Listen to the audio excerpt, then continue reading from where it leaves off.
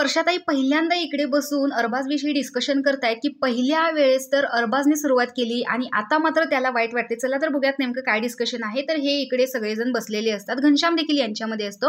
तर वर्षाताई सांगतात की पहिल्यांदा ज्यावेळेस तुम्ही बेडीमध्ये होता त्यावेळेस अरबाजने सांगितले की तुम्हाला जेवण द्यायचं नाही। म्हणजे ज्यावेळेस अभिजित आणि निकी हे दोघंजण बेडीमध्ये होते तेव्हा त्यावेळेस त्यांना बटाट्याची भाजी दिली नव्हती आणि त्यावेळेस देखील निकीने दंगा केलेला होता, कारण त्यांना अभिजित आणि निकीचा जरा जास्तच प्रॉब्लेम झालेला दिसत होता, त्यामुळे त्यांना जेवण नाही दिलं।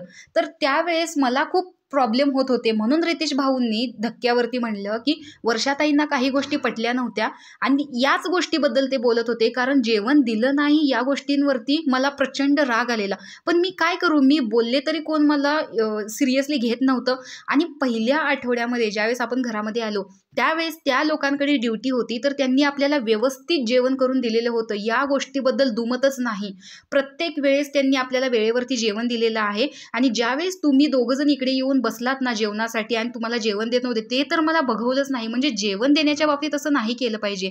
तर अंकिता सांगते की मी जेवण देण्याच्या बाबतीत माझा काही अपोज नव्हता, त्यामुळेच मला अरबाज म्हणत होता की अंकिता तिच्या मतांवरती ठाम नसते, कारण त्यांचं मत होतं की जेवण नाही दिलं पाहिजे, माझं मत होतं की ड्युटी वेळेवर करू नका, म्हणजे त्यांना कळेल की स्वतःहून जर ड्युटी वेळेवर नाही केली तर दुसऱ्यांना बोलणं किती सोपं आहे आणि आपण जेव्हा ते करतो आपल्या बाबतीत दुसरे करतात त्यावेळेस आपल्याला किती त्रास होतो हे मला तिला दाखवून द्यायचं होतं, असं अंकिता सांगते।